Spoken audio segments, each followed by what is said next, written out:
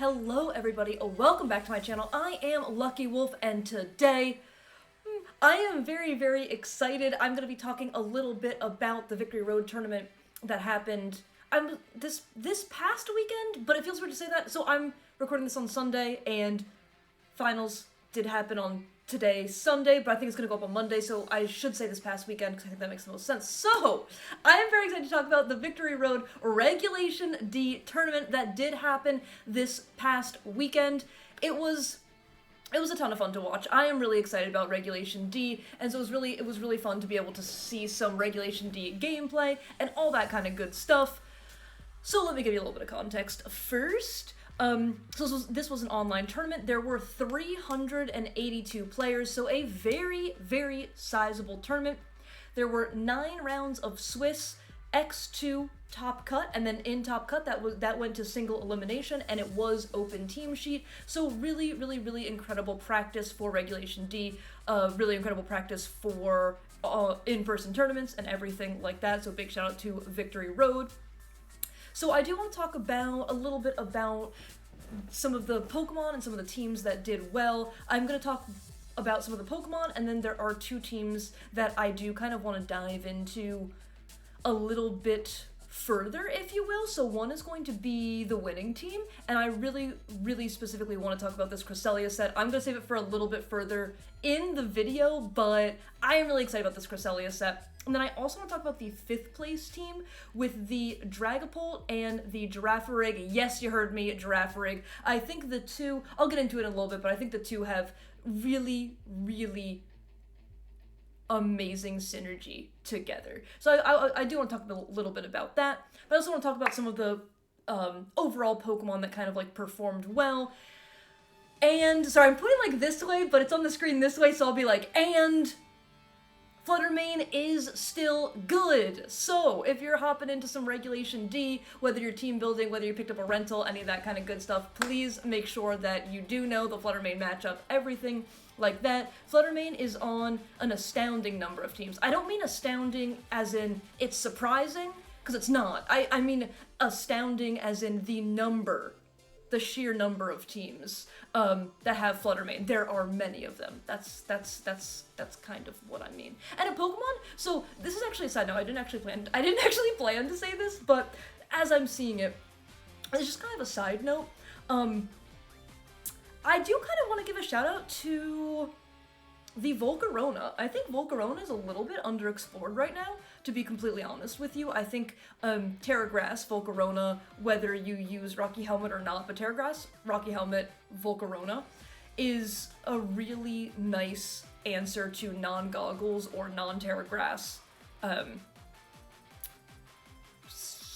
Rapid Strike Urshifu, there we go. Rapid Strike Urshifu, because you get we see it with Amoonguss, right? You get so much chip damage from the 3 hits with your Rocky Helmet, as well as that's 3 chances to get a burn on the Urshifu as well. Additionally, so Amoonguss does do it does similar things to Amoonguss, but this is a Mon that does similar things to Amoonguss, but can also set up itself, can also set Tailwind, can set up so it's an offensive threat, and then can also beat Amoonguss. Like, I just think that's really cool to have something that acts like Amoonguss, but then can also beat opposing Amoonguss. So I just think it's a little bit underexplored. I'm kind of seeing it, and I really just wanted to give Volcarona a shout, because I think it's underexplored. I think it could be honestly really good in the meta.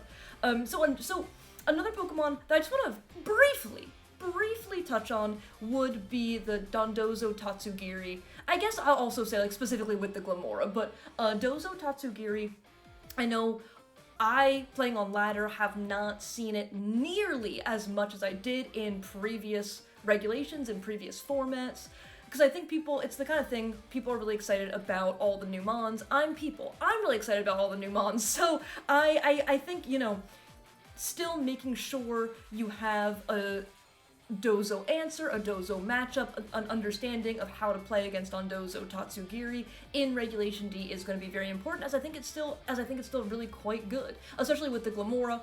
These 3 Pokemon, tried and true, have shown to be a very good pair, but it's 3 of them, so trio, there we go, words, have been shown to be a very good trio.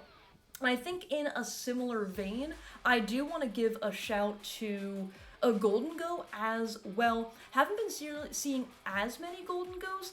However, I've definitely, in the past like couple days, I would say, I've definitely been seeing more and more on ladder, and I think it's really quite good, as we do see Flutter, right? As we do see Flutter. So Flutter does have the power to go for Terra Water, and I do think Terra Water Flutter, as I have seen, has been a little bit more, just like for me playing on ladder, has been a little bit more on the rise. However, if they're not Terra Water, and you have some sort of redirection, whether it be a Moongus, whether it be Indeedee, whether it be Mousehold, whether you have some sort of redirection or you have your own Terra to utilize, you can Terra and you can get a big rain off, and that way you can KO the Flutter. So I think as we see Flutter on the rise, we're gonna also see a little bit more Golden Go on the rise. And I do think there was definitely a couple, that's 4, I think, 5. So that's 1, 2, 3, 4, counting with Lucky Wolf. I think I already miscounted. But there's 5 or 6 in here. In Top Cut. So definitely also a Pokemon that was good in previous formats to note is not going to go away in Regulation D, and I think is still good in Regulation D. And as you are team building, as you are playing, definitely have an idea, have a thought of how to deal with Golden Go. So I do kind of want to get into little team breakdown. Okay, let's see. We're here. Okay, perfect. Let me pull it up. Perfect. Ta-da. Nice. Okay, so this is the winning team, and I do specifically want to shout out this Cresselia set. When Cresselia first returned, before I had played it all, when I was just kind of thinking about how to use Cresselia, it's literally this kind of set that came to mind. This is similar to a set I had used, like, and not like me personally. I mean, I did use it, but players used it in, when would this have been? 2017, maybe? I think back in like 2017. So I really do want to give a shout. We have the Moonlight to get extra health back. We have the Calm Mind to increase both your special attack and your special defense. So if they're trying to hit you on the special side, you're going to be taking less and less damage, plus you have your leftovers recovery. You have Dazzling Gleam to hit those pesky dark types that will hit you super effective, as well as Stored Power, which will just increase its power as you set up Calm Minds. And this is a little bit different than the Cresselias we have been seeing a lot of, right?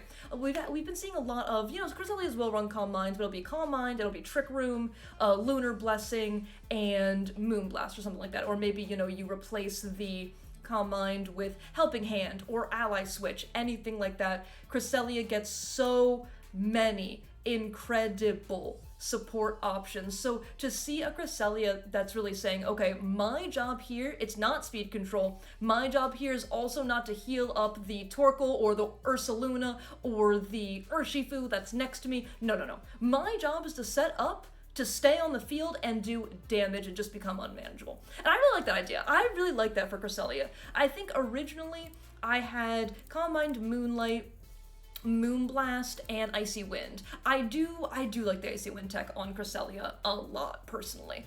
But I do think this is a really cool Cresselia set, and I think, it can catch some people off guard, as its job is very different than the Cresselias that we're kind of used to seeing at this point. I also do want to give a shout to the Rillaboom Urshifu core. This core is incredible. This core, what else are you gonna say? This core is really incredible for multiple reasons. So if you do want to lead the Rillaboom Urshifu, your opponent might lead with Intimidate. The Intimidate really only matters for the Rillaboom, matters much less for the Urshifu, because Surging Strikes is a guaranteed crit unless you're going up against a Shell Armor Pokemon or something like that. It is a guaranteed crit, so that way you crit past the Intimidate. And so one of the reasons that these two have really good synergy together is, one, say your opponent wants to lead a fire type to be able to hit the Rillaboom super effective, BAM! You have your water type Urshifu, and let's say it's an Arcanine, so they think that, they get the Intimidate off, but it really doesn't, like I just said, it really doesn't matter for the Urshifu. Additionally, Fake Out plus Urshifu is incredible, because a very common way to deal with Fake Out is to double protect in front of it. However, that's not really a play that you are afforded when you're in front of an Urshifu, because the Urshifu is just going to hit through your protect, and then you get 0.00 things done that turn, so it immediately puts you in a good spot. Additionally, let's say they do lead with the fake out. Let's say they do lead with the intimidate. You can go for fake out, but then next turn you can go for U-turn. So a slow U-turn is really nice because it lets you reset your position. Especially, it very often will let you get your Pokemon in safely, as well as the Rillaboom would U-turn out closer to the end of the turn. Additionally, it lets you reset fake out, lets you reset, let's say you got intimidated, it lets you reset that intimidate that's on the Rillaboom. Ooh. Hello? Internet? Hello?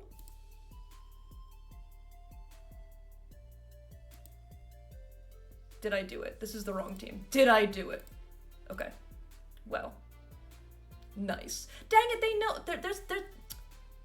There's a dog spawn right here. They know! They know! That's not a dog spawn, that's a Fido. Okay, anyway. I don't remember where I was. I was probably gushing about Rillaboom, like, in some way. So let's see if I can pick it up where I left off, and then when it gets edited, no one will— why am I still talking like that? No one will know that this happened. So you get to U-turn out. I think I was talking about U-turn. It's just that, okay, so you can U-turn out.